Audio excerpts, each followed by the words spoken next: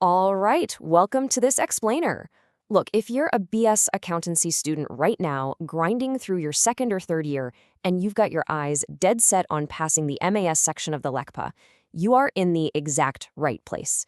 Seriously, consider this your ultimate survival guide. Today, we're decoding mixed costs, and we are giving you the actual hacking tools you need to completely crush cost estimation.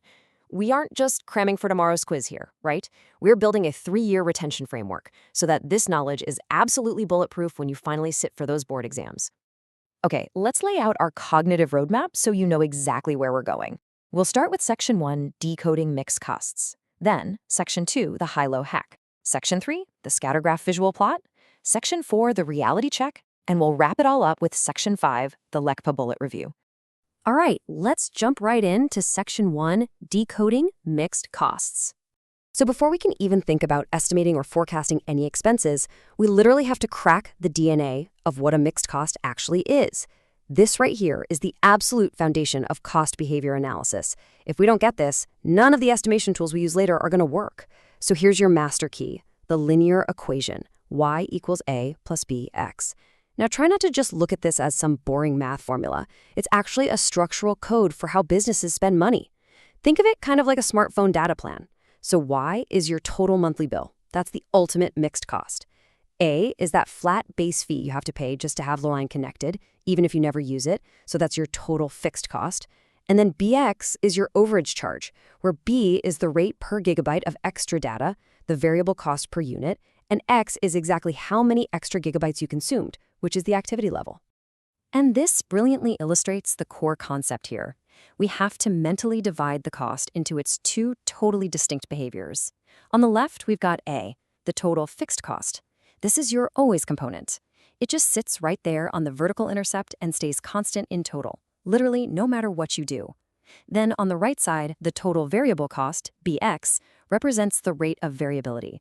It changes in direct, lockstep proportion to whatever your activity driver is. So to hack cost estimation, our only job is to figure out how to separate that A from the BX. Which brings us to Section 2, the high-low hack.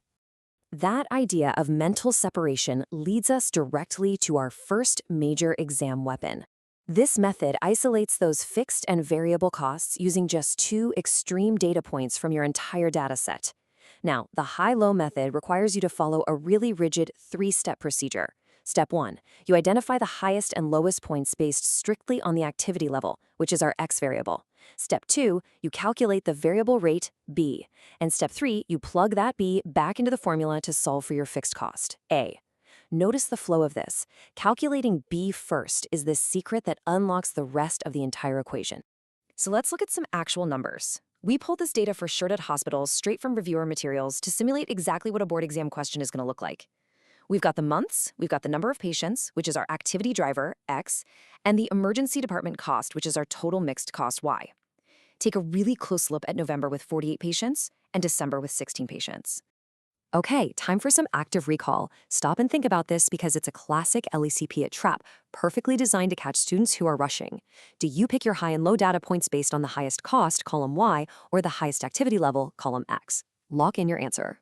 You must always choose based on the activity level X. The cost depends on the activity, not the other way around. If you get this backward and pick the highest cost first, you're almost guaranteed to grab the wrong pair of data and fail the whole calculation. Right, so once you safely identified the true highest and lowest activity points, you just use this formula to find the variable rate B. It is super straightforward. It's simply the change in costs divided by the change in activity. So grab the cost of the high activity point, subtract the cost of the low activity point, and divide all of that by the high activity level minus the low activity level. This little piece of math is the key to unlocking the B in our Y equals A plus BX equation.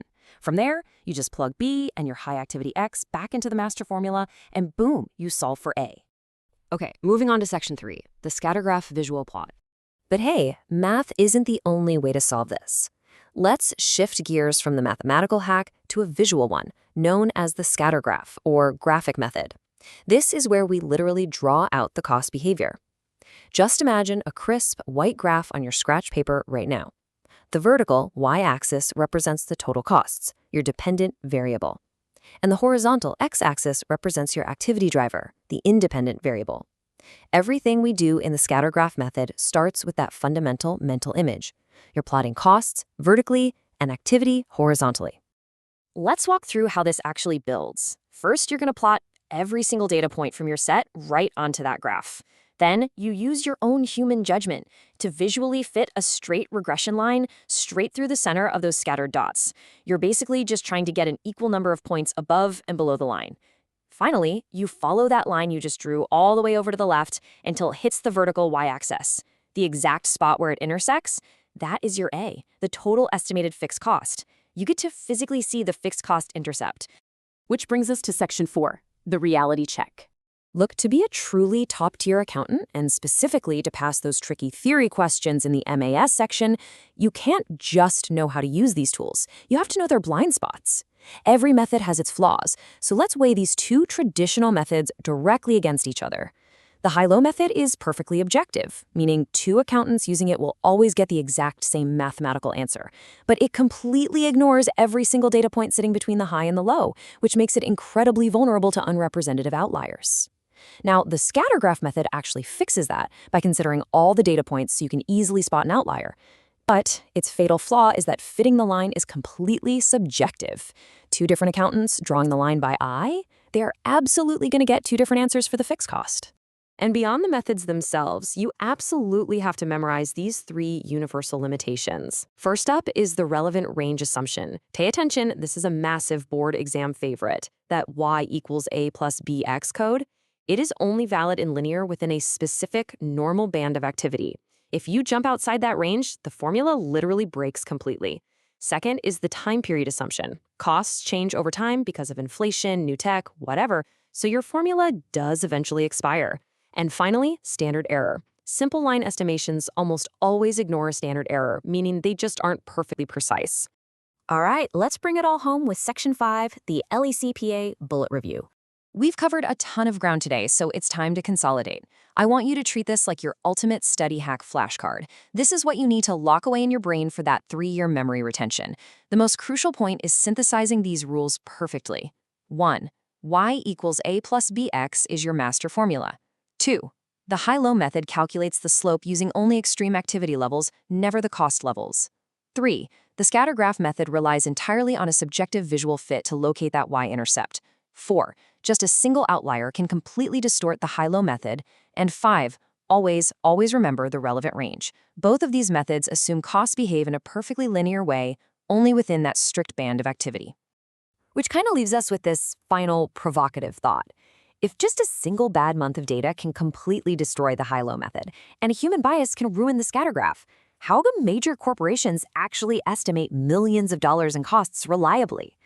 Well, this exact problem is exactly why the accounting profession developed much more advanced statistical tools, like least squares regression, which mathematically finds the absolute perfect line of best fit for every single data point.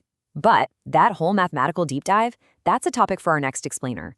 Keep hacking those study habits, stay super focused on the LCPA goal, and we will see you next time.